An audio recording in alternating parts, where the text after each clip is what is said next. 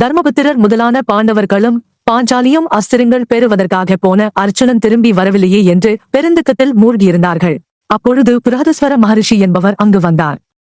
அவரை பாண்டவர்கள் முகமலர்ச்சியுடன் எதிர்கொண்டு வரவேற்று ஆசனத்தில் அமரச் செய்து வேண்டிய உபசாரங்களை செய்து வணங்கி எழுந்தனர். பின்னர் யுதிஷ்டிரர், முனிவர் பெருமானே, வஞ்சகர்களாகிய கிழவர்கள் எங்களை சூதாட்டத்திற்கு வலிய அழைத்துச் சென்று மாயச்சூதாடி ஏமாற்றி எங்கள் செல்வத்தையும் நாட்டையும் பறித்துக் கொண்டார்கள். அதன் பயனாக நானும் என் தம்பியர்களும் திருப்பதியும் வனவாசம் செய்ய வேண்டிய கட்டாயத்தில் வந்துவிட்டோம். அதோடு இப்பொழுது தம்பி அர்ச்சுனன் அஸ்திரங்கள் பெறச் சென்றுள்ளான். நீண்ட காலமாகியும் இன்னும் வரவில்லை. அதனால் பெருந்துக்கத்தில் மூழ்கியுள்ளோம்.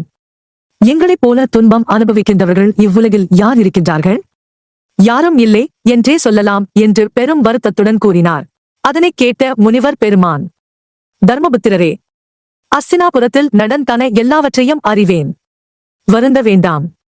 துன்பமும் இன்பமும் மாறி மாறி வருவது உலக இயற்கை. இன்னும் 13 ஆண்டு கழித்து உங்களுக்கு நல்லனவே நடக்கும். அர்ச்சுனனைப் பற்றி நீங்கள் கவலைப்பட வேண்டியதில்லை. அவன் மாவீரன். அவனை வெல்ல யாராலும் இயலாது. அவன் விரைவில் வேண்டிய வரங்களையும் அஸ்திரங்களையும் பெற்றுக்கொண்டு நலமுடன் திரும்பி வருவான். அதன் பின் பகைவர்களை நீங்கள் நிச்சயம் வெல்வீர்கள். உன்னைப் போல துர்பாக்கியசாலி இல்லை என்றாய். உன்னை காட்டிலும் சூதாடி நாட்டை இழந்து பெருந்தியரமுற்ற மன்னன் ஒருவன் இருந்தான். அவன்தான் நிடத நாட்டு வேந்தன் நளன் ஆவான். அவன் அடைந்த பெருந்துன்பங்களையும் அவன் அவற்றையெல்லாம் எவ்வாறு நீக்கி வெற்றி கொண்டான் என்பதையும் கூறுகின்றேன் கேட்பாயாக. நிடத நாட்டின் அரசன். நிடத நாடு என்றொரு பொலிவும் அழகும் பெற்ற வளமான நாட்டின் அரசனாக இருந்தவன் நளன் என்பவன் ஆவான். நிடதம் என்பது 8 சிறப்புடைய மலைகளில் ஒன்றாகும். அந்த 8 சிறப்புடைய மலைகளாவன இமயம், ஏமகூடம், கந்தமாதனம், கைலை, நிடதம், நீலகிரி, மந்தரம், விந்தியம். இத்தகைய சிறப்புடைய உயர்ந்து விளங்கும் நிடத மலையை தன்னுள் கொண்டதால் இந்நாட்டிற்கு நிடத நாடு என்ற பெயர் வந்தது. இந்த நாட்டின் தலைநகரம் மாவிந்தம் என்பது ஆகும். இந்நாட்டை ஆண்டு வந்த நளன் என்பவன் தலையேழு வள்ளல்களில் ஒருவன் ஆவான். தலையேழு வள்ளல்கள். தலையேழு வள்ளல்கள்: காரி, சகரன், செம்பியன், துந்துமாரி, நளன், நிருதி, லிராடன். இதன் மூலம் வேண்டியவர்க்கு வேண்டியாங்கு வாரி கொடுக்கும் வள்ளல் இவன் என்பது புலப்படுகின்றது. அது மட்டுமல்லாது பிற நாட்டு அரசர்கள் வணங்கும்படியான பெருமை மிக்க சக்கரவர்த்தியாகவும் இவன் விளங்கி வந்தான். அரிச்சந்திரன், கார்த்தவீரியார்ச்சுனன், நளன், புருகுச்சன், புரூரவன், முசுகுந்தன் என்ற இந்த 6 பேரும் எந்த பிற அரசர்களையும் பணியாது தரணியாண்ட சக்கரவர்த்திகள் என்பர். இத்தகைய உயர் சிறப்புடைய மன்னன் நளன் ஒரு நாள் தன் அரண்மனை சோலையில் உலாவிக் கொண்டு இருந்தான். அப்பொழுது அங்கிருந்த ஒரு தெய்வீக அன்னம் அவன் மனத்தை கவர்ந்தது. அதனால் அதனை பற்றினான். தனக்கு தீங்கு செய்து விடுவானோ என்று அஞ்சிய அந்த அன்னம் நளனை பார்த்து, அரசர்க்கரசே, என்னை கொன்று விடாதே. உனக்கு நான் நன்மை பயப்பனவற்றை செய்வேன் என்று கூறியது. பின்னர் அவனிடம், மன்னாதி மன்னனே, விதர்ப்பம் என்ற வளமான நாடு ஒன்று உள்ளது. அதன் தலைநகரம் குண்டினபுரம் என்பதாகும். அந்த நாட்டை வீமன் என்றொரு நீதிநெறி தவறாத மன்னன் ஆண்டு வருகின்றான். அவனுக்கு ஒரே மகள். அவள் பெயர் தமயந்தி என்பதாகும். அவள் தெய்வ மகள் போன்று விளங்குகின்றாள். நற்குணங்களையே 4 படைகளாகவும் 5 நல்லமைச்சர்களாகவும் பேரழகினையே அணி முரசாகவும் கொண்டு பெண்மையாகிய அரசனே அன்னங்கே ஆளுகின்றாள். கார்மேகம் போன்ற கரிய அடர்ந்த கூந்தலையுடைய அவள் முழு நிலவு போன்ற முகத்தை பெற்றுள்ளாள்.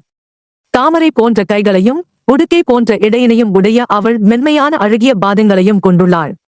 குயில் போன்ற இனிமையான குரலையும் மயில் போன்ற சாயலையும் எங்கள் அன்னம் போன்ற நடையினையும் உடைய அவள் உனக்கு ஏற்ற வாழ்க்கை துணைவி ஆவாள். அத்தகைய பெறற்கரிய நங்கைக்கு மணமாலையிட்டு இன்பம் பெறுக என்று கூறியது. நளன் அதை கேட்டு மகிழ்ச்சி கொண்டு, அன்னமே, நான் அவளை விரும்புகின்றேன். நீ அவளிடம் தூது சென்று என் மனநிலையை நன்கு உணர்த்தி திரும்புவாயாக என்று கூறினான். அன்னத்தின் தூது. அந்த அன்னம் அங்கிருந்து வளமான விதர்ப்ப நாட்டின் தலைநகரமாகிய குண்டினபுரத்தை அடைந்தது. பின்னர் அரசன் வீமனுடைய அரண்மனையின் அழகு சோலையிடத்துச் சென்றது. சோலை மாடத்து வந்த மங்கை நல்லாள் தமயந்தியின் அருகே சென்றது. தமயந்தி அன்னத்தை பார்த்து, நீ யார், இங்கிருந்து வருகின்றாய் என்று கேட்டாள். அதற்கு அன்னம், நான் தேவலோகத்தைச் சேர்ந்த அன்ன பறவை. அழகிய நற்குணமிக்க நங்கியாகிய உனக்கு ஏற்ற மணாளனைக் கண்டு வந்துள்ளேன். அவனைப் பற்றி நான் சொல்கின்றேன் கேள் என்று கூறி நளனைப் பற்றி கூற ஆரம்பித்தது. நிடத நாட்டின் அரசனாக நளன் என்றொரு மன்னன் ஆண்டு வருகின்றான். வேண்டியவர்க்கு வேண்டியாங்கு வாரி வழங்கும் வள்ளல். கண்டவர் கவரும் அழகான தோற்றமுடையவன். அவன் செம்மனத்தான், தன்னழியான், செங்கோலான், மங்கையர்கள் மனத்தை கவரும் தனந்தோளான். அத்தகைய அழகும் பண்பும் நலங்களும் உடைய அம்மன்னன் உனக்கு ஏற்ற மணாளன் ஆவான். அதேபோல அழகும் பொலிவும் கற்பின் திண்மையும் பொருந்திய நீயும் அவனுக்கு ஏற்றவள் ஆவாய் என்று கூறியது. அதனை கேட்டதும் தமயந்தி அவன் மேல் காதல் கொண்டாள். அத்தகைய நலனை தனக்கு கூட்டுவிக்கும்படி அன்னத்தை தமயந்தி வேண்டினாள். அன்னமும் அவ்வாறே செய்வதாக வாக்களித்தது.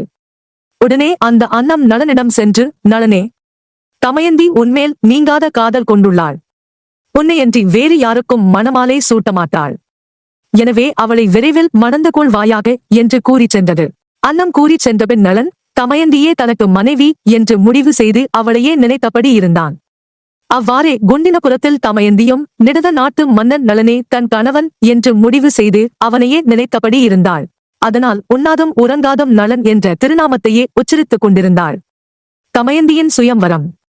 தமயந்தியின் காதல் நிலையை அறிந்த விதர்ப்ப நாட்டு வேந்தன் வீமன் இன்றைக்கு 7ஆம் நாள் குண்டின புறத்தில் தமயந்திக்கு சுயம்வரம் நடக்கின்றது. எல்லா மன்னர்களும் வருதல் வேண்டும் என்று எல்லா அரசர்களுக்கும் ஓலை அனுப்பினான். தூதுவர்களையும் அனுப்பினான். கடல் சூழ்ந்த உலகத்திலுள்ள எல்லா நாட்டு அரசர்களும் தமயந்தியின் மேல் காதல் கொண்டு அவளையே மணந்து கொள்ள வேண்டுமென்று விரும்பி குண்டினபுரத்தை அடைந்தனர்.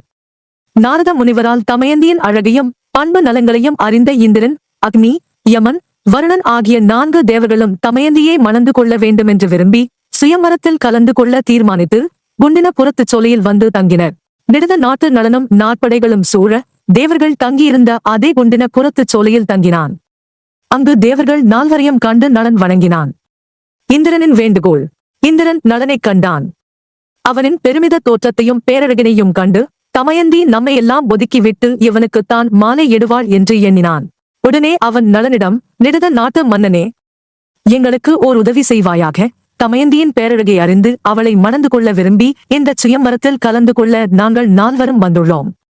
அதனால் எனக்காக தமயந்தியிடம் சென்று எனக்கு மணமாலை சூட்டச் சொல்வாயாக. எனக்கு மாலை சூட்ட மறுத்தால் மற்றைய தேவர்களில் ஒருவருக்காவது மாலை சூட்ட செய்வாயாக என்று கூறி வேண்டினான். தமயந்தியை மணந்து கொள்ள விரும்பி வந்த நலனுக்கு இந்திரன் கூறியதை கேட்டதும் என்ன செய்வது என்று முதலில் புரியவில்லை. பின்னர் தன்னுடைய விருப்பத்தை வெளிப்படுத்தாது ஒதுக்கி வைத்துவிட்டு தமயந்தியிடம் சென்று அவர்களுக்கு உதவி புரிவதாக வாக்களித்தான். தேவர்கள் மகிழ்ந்தனர். அதனால் மற்றவன் யார் கண்ணுக்கும் புலப்படாதபடி மந்திரமையிட்டு நலனை தமயந்தியிடம் தூதாக அனுப்பினர். தேவர்கள் விருப்பப்படியே நலன் பிறர் கண்ணுக்கு தெரியாமல் விதர்ப்ப நாட்டு அரசன் மகள் தமயந்தி இருப்பிடத்திற்குச் சென்று அவள் முன் நின்றான்.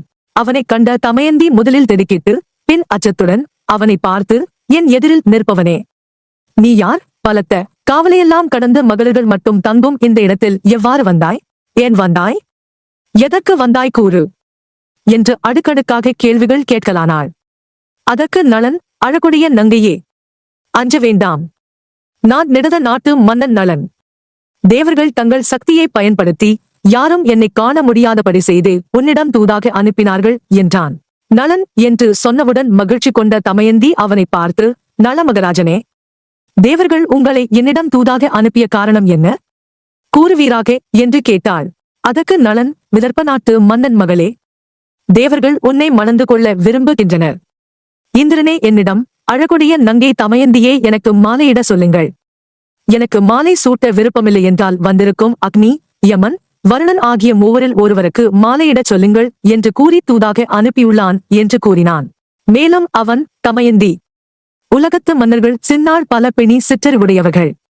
அவர்களை மணந்து கொண்டால் உனக்கு மூப்பும் பிணியும் வறுமையும் உண்டாகும். எனவே இந்த 4வரில் ஒருவருக்கு மாலையிடுவதுதான் நல்லது என்று கூறினான். தமயந்தி மறுப்பு. அதனைக் கேட்டு தமயந்தி, அரசே, மன்னித்துக் கொள்ளுங்கள்.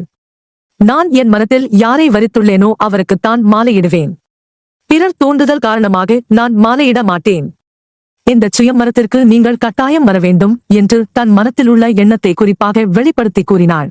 நலன் தேவர்களிடம் சென்று நடந்த அனைத்தையும் கூறியதோடு தன்னை தமயந்தி சுயம்வரத்திற்கு வரச் சொன்னதையும் கூறினான். கொடுத்த பணியை நலன் மனசாட்சியோடு உண்மையாக செய்ததை அறிந்து தேவர்கள் மகிழ்ந்தார்கள். மகிழ்ந்த அவர்களில் இந்திரன் பற்பல தெய்வீக அஸ்திரங்களை நலனுக்கு கொடுத்தான். அக்னியோ அனலின்றி அடிசில் சமைக்கும் மந்திரோபதேசம் செய்தான். வாயு பகவான் குதிரைகள் மிக வேகமாக செல்லுதற்குரிய அசோ மந்திரத்தை உபதேசம் செய்தான். யமனோ உயர்ந்த ஒரு கதாயுதத்தை கொடுத்தான். இவை எல்லாம் நலனுடைய உண்மையான நேர்மையான செயலுக்கு அவனுக்கு கிடைத்த பரிசுகள் ஆகும். 5 நலன்கள். சுயம்வர திருநாளில் நளன் தானும் சுயம்வர மண்டபத்திற்கு வரப்போவதாக கூறியுள்ளமையால் 4 தேவர்களும் நளன் உருவில் சுயம்வர மண்டபத்தில் புகுந்தனர். அங்கே வரிசையாக அமர்ந்தனர். அவர்களின் நடுவில் உண்மையான நளனும் அமர்ந்திருந்தான். மணமாலை ஏந்தி வந்த தமயந்தியிடம் தோழி சாரதை அவற்றையெல்லாம் கேட்டுக்கொண்டு வந்திருந்த அரசர்களை பற்றியெல்லாம் கூறிவர, அவர்களை விட்டு நீங்கி வரும் பொழுது 5 நலன்கள் வரிசையாக அமர்ந்திருக்க கண்டாள். திடுக்கிட்டாள். உடனே இது தேவர்களின் சூழ்ச்சி என்பதை உணர்ந்து கொண்டாள். பின்னர் தன் அறிவின் திறத்தால் உண்மையான நலனுக்கு மட்டும் கண்கள் இமைத்திருந்ததாலும், கால்கள் நிலத்தில் தோய்ந்திருந்ததாலும், அணிந்திருந்த மாலை வாடியிருந்ததாலும், ஏனைய நல வடிவத்தில் வந்திருந்த தேவர்களுக்கு அவ்வாறு இல்லாமல் இருந்ததாலும் உண்மையான நலனை எளிதாக அறிந்து கொண்டாள். அறிந்து கொண்டவுடனே உண்மையான நிடத நாட்டு மன்னர் நலனுக்கே மாலையிட்டாள். ஏமாற்றமடைந்த தேவர்கள் தங்கள் இருப்பிடத்திற்கு சென்றார்கள். போரிட்டு தோற்றார்கள். பின்னர் நளன் தமயந்தி திருமணம் சிறப்புற நடந்தது. நளன் குண்டினபுரத்திலேயே சில நாட்கள் தங்கியிருந்தான்.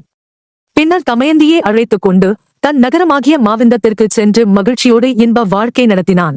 அதனால் அத்தம்பதியினருக்கு இந்திரசேனை என்று முறையே ஓர் ஆண் குழந்தையும் ஒரு பெண் குழந்தையும் 2 குழந்தைகள் பிறந்தன. அவர்கள் வாழ்க்கை சின்ன நாட்கள் இனிதாக கழிந்தது. சனி பகவானின் சபதம். நளனரு கொண்டு சுயம்வர மண்டபத்திற்குள் வந்திருந்த தேவர்கள் வெட்கத்தோடு விண்ணுலகம் சென்று கொண்டிருக்கும் போது தமயந்தியின் மணமாலையை விரும்பி கலிபுருஷன் எதிரே வந்து கொண்டிருந்தான். அப்பொழுது தேவர்கள் திருமணம் முடிந்துவிட்டது. தமயந்தி நளனுக்கு மாலை சூட்டிவிட்டாள் என்று அவனிடம் கூறிச் சென்றனர். அக்கலிபுருஷனும் தமயந்தியின் மணமாலையை விரும்பி தாமதமாகிவிடவே வேகமாக வந்து கொண்டிருந்தான். தேவர்கள் கூறியதை கேட்டவுடனே பெருத்த ஏமாற்றம் அடைந்தான். அந்த ஏமாற்றத்தின் விளைவாக அவன் உள்ளத்தில் பழிவாங்கும் உணர்வு ஏற்பட்டது.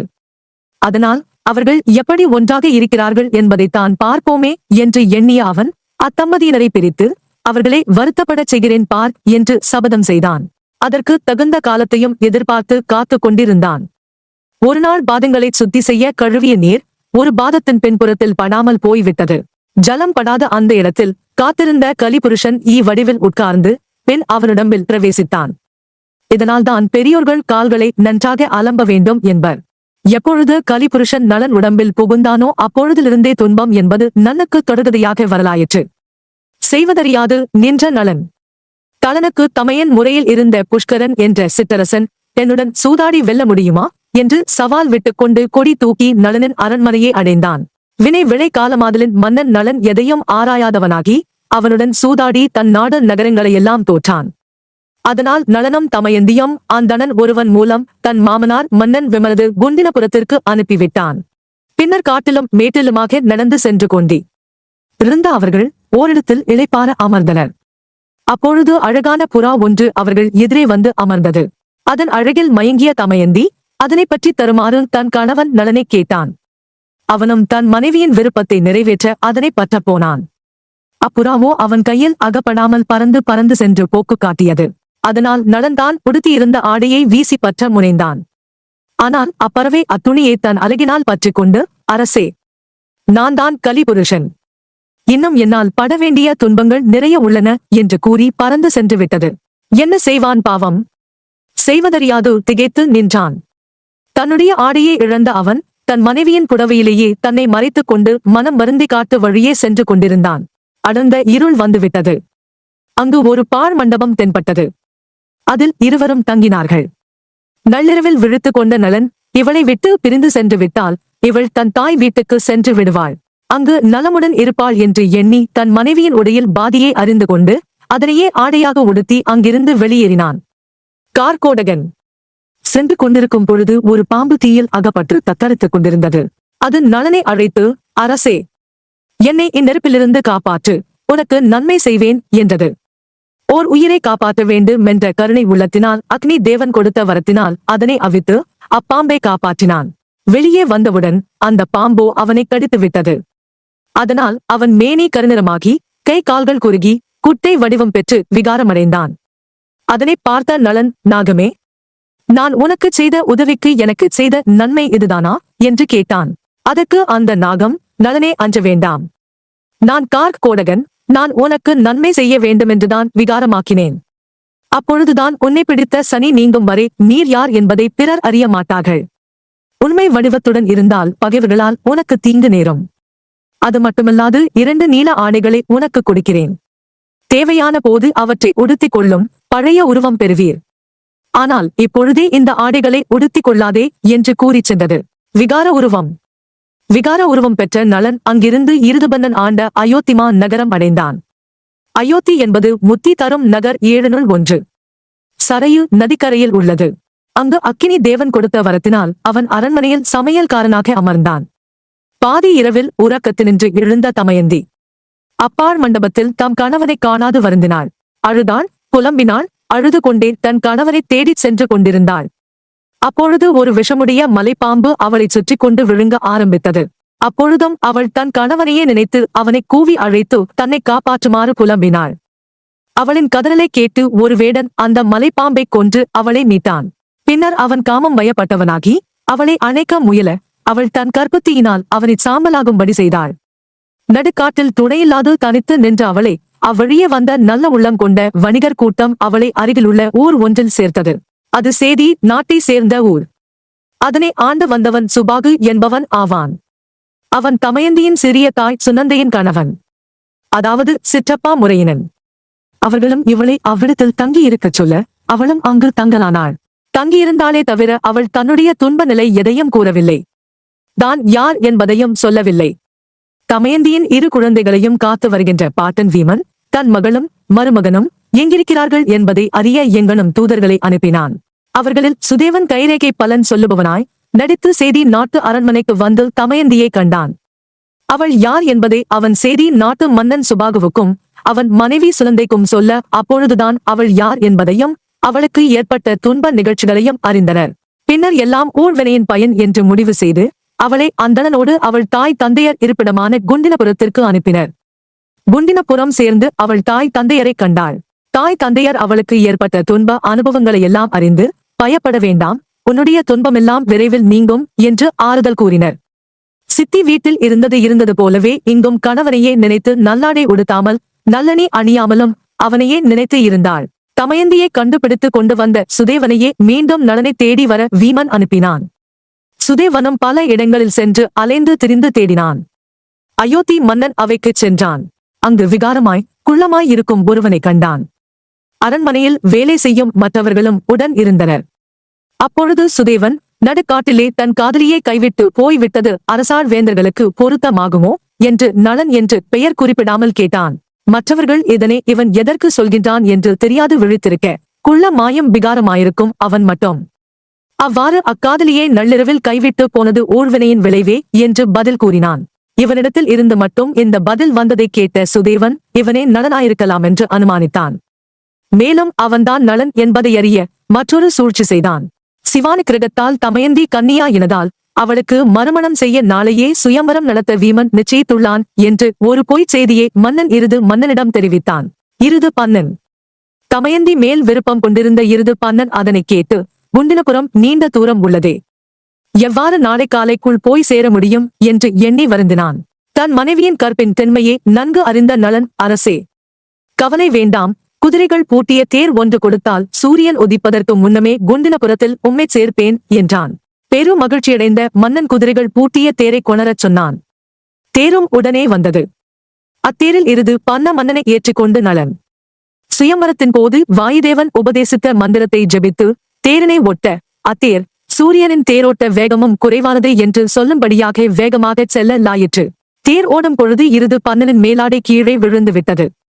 தேரை நிறுத்துக என்று உடனே சொல்ல நளனம் தாமதம் செய்யாது உடனே தேரை நிறுத்தினான். அந்த கணப்பொழுதுக்குள் தேர் 10 தூரம் சென்று விட்டதாம் என புகழேந்தி புலவர் தேரோட்ட வேகத்தை வர்ணிக்கின்றார். பொழுது விடுவதற்கு முன்னேயே தேரானது குண்டினபுரத்தை அடைந்தது.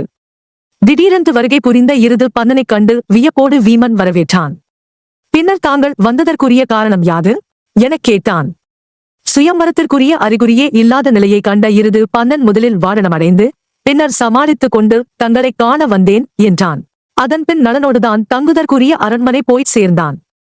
மறையவன் சுதேவன் வீமனையும் தமயந்தியையும் அணுகி தேர்ப்பாகனாக வந்திருப்பவன் நளனேயாவான். 2ஆம் சுயம்பரம் என்று சொல்லி நளனே மன்னனோடு வரவழைத்தேன் என்று கூறியதோடு அயோத்தியில் தான் செய்த சுயம்பரச் சூழ்ச்சியை எடுத்து கூறினான். அவ்வாறு சொன்னதால் நீண்ட தூரத்தில் உள்ள குண்டினபுரத்தை ஒரே இரவில் வர முடிந்தது. இவ்வாறு பேய் காற்றிலும் சுடுகி ஒட்டக்கூடிய ஆற்றலுடையவன் நளனே ஆவான். ஆகலின் இவன் நளனே என்றான். வீமனும் அவன் மனைவியும் அவன் நலனே என்பதை உணர்ந்தார்கள். மேலும் அவன் நலனே என்று அறிதற்கு மேலும் சில உபாயங்களை செய்யலானார்கள். விறகும் நெருப்பும் இல்லாமல் சமைத்தற்குரிய பொருளை கொடுக்கச் செய்தனர். அவன் அதனை வாங்கி அக்னி பகவான் கொடுத்த வரத்தினால் உயர்ந்ததொரு சமையல் செய்தான். நலனே இவன் என்பதை இதன் மூலம் அறிந்து கொண்ட தமயந்தி மேலும் தெளிவாக அறிந்து கொள்ள தன்னிரு மக்களையும் நலனிடம் அனுப்பினாள். நலன் அவ்விரு மக்களையும் பார்த்தான், மகிழ்ந்தான். அம்மக்களை தன் கைகளால் வாரி எடுத்தான், பெருமூச்சு விட்டான். தன்னிரு புயத்தோடு சேர்த்து அணைத்துக் கொண்டான். பின்னர், மக்களே, என் மக்களைப் போல இருக்கின்றீர்கள், நீங்கள் யார் மக்கள் என்று கேட்டான். அதற்கு அந்த மக்கள், அடுமடையா, எங்களை எப்படி உன் மக்கள் என்று சொல்லலாம்? நாங்கள் நெடுத நாட்டு வாழ்வேந்தன் நலமகராசனுடைய மக்கள் என்று இருமாந்து கூறினார்கள்.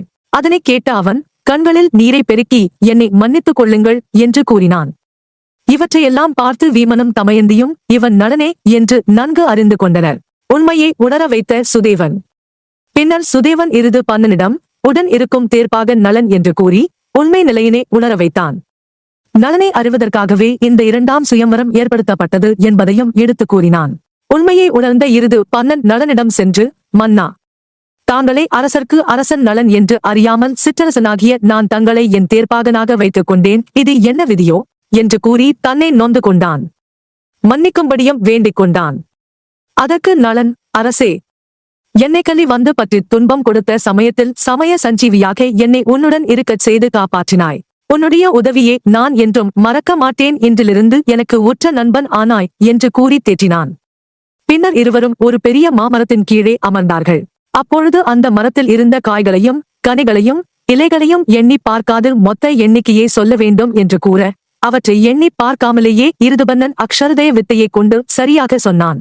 அதனை தனக்கு சொல்லிக் கொடுக்க வேண்டுமென்று நலன் கேட்க, இருது பன்னன் எல்லாரும் வியக்கும் வண்ணம் மிக விரைவாக தேரை செலுத்துகின்றீர். அந்த வித்தையை சொல்லிக் கொடுத்தால் நான் கற்ற வித்தையே உங்களுக்கு சொல்லிக் கொடுக்கிறேன் என்றான். உடனே நலன் தேரை விரைவாக செலுத்துதற்குரிய அசுவ ஹிருதய வித்தையை அந்த அயோத்தி மன்னனுக்கு கற்றுக் கொடுத்தான். பதிலுக்கு இருது பன்னன் நலனுக்குத்தான் அக்ஷரதய வித்தையை கற்றுக் கொடுத்தான். இவ்வாறு இருவரும் தாங்கள் கற்ற வித்தைகளை மாற்றிக்கொண்டு நல்ல நண்பராயினர். பின்னர் கலிபுருஷன் நலனை அணுகி, உனக்கு நான் பல துன்பங்களை கொடுத்தேன். நான் உன்னை விட்டு போய் விடுகிறேன். என்னை மன்னித்து விடுக என்று சொல்லியதோடு, உன்னுடைய கதையை அறிந்தவர்களையும் பிறர் சொல்ல கேட்டவர்களையும் நான் அணுக மாட்டேன் என்று கூறி தன்னிருப்பிடம் சேர்ந்தான். பழைய உருவில் நலன். பின்னர் நலனிடம் வீமனும் தமயந்தியும் சென்று, ஐயா, நீங்கள் யார் என்பதை நாங்கள் அறிந்து கொண்டோம். உங்கள் இயல்பான வடிவத்தை எடுத்து எங்கள் மனத்திற்கு ஆறுதலையும் அதன் காரணமாக உண்டாகும் மகிழ்ச்சியையும் அழியுங்கள் என்று கூறினர். அதற்கு நலன், பகைவர்கள் தீங்கிழைப்பார் என்ற காரணத்திற்காக கார்கோடகன் என்ற பாம்பு எனக்கு இந்த விகாரமுடைய உருவத்தை கொடுத்தது. இனி இந்த வடிவம் தேவையில்லை என்று கூறி அப்பாம்பு கொடுத்த நீல ஆடைகள் இரண்டையும் உடுத்திக் கொண்டான். உடனே பழைய அழகிய வடிவம் வந்தது. நலனின் உண்மையான வடிவத்தை கண்டு அனைவரும் மகிழ்ந்தனர். வசிய மந்திரம். அதன் பின் தன் மனைவி தமயந்தியோடும் இரு மக்களோடும் வீமனோடும் தன் தலைநகராகிய மாவிந்த நகரம் சென்றான். அங்கு புஷ்கரணை சூதாட்டத்தில் இருந்து பன்னன் கற்றுக் கொடுத்த அக்ஷரதய வித்தையை கொண்டு அவனை வென்றான். அக்ஷரதய வித்தை என்பது சூதாட்டத்திற்குரிய தேவதையை வசியப்படுத்தும் மந்திரம் ஆகும். இவ்வாறு நலனின் கதையை கூறிய பிரஹதஸ்வர முனிவர் தர்மரை பார்த்து, தர்மபுத்திரரே, உன்னைப் போல துர்பாக்கியசாலிகள் உலகில் இல்லை என்று கூறினாய். உன்னைவிட இந்த நலன் சூதாட்டத்தினால் எவ்வளவு பெரிய துன்பத்தை அனுபவித்திருக்கின்றான் என்பதை எண்ணிப்பார். நீயாவது தம்பியரோடும் திருப்பதியோடும் இருக்கின்றாய். அவனோ மக்களை இழந்து நள்ளிரவில் நடுக்காட்டில் தன் மனைவியை இழக்க வேண்டிய ஒரு துர்ப்பாக்கிய நிலை அவனுக்கு ஏற்பட்டது. யுடிவை மட்டுமன்று, நன்மைக்கே என்றாலும் பாம்பினால் கடியுண்டு விகார உருவம் அடைந்தான். தனக்கு கீழ்ப்பட்ட சிற்றரசன் இறுது பன்னனிடம் தேரோட்டியாகவும் சமையற்காரனாகவும் இருந்தான். கலிபுருஷனின் வசத்துக்கு ஆளாகிய அவன் பல அல்லல்களை பட்டு பின்னர் தன் மனைவியை பெற்று மக்களை பெற்று இறுதியில் நாட்டையும் பெற்று இனிது வாழ்ந்தான். அவன் பட்ட அல்லல்களை எண்ணி பார்த்து அவனை விட நீ மேல் என்று ஆறுதல் கொள்வாயாக. 14 ஆண்டுகள் கழித்து உன் துன்பம் எல்லாம் நீங்கும். குருகுலத்துக்கோர் ஒரு சிறந்த மன்னனாக விளங்குவாய் என்று வாழ்த்து கூறிச் சென்றார்.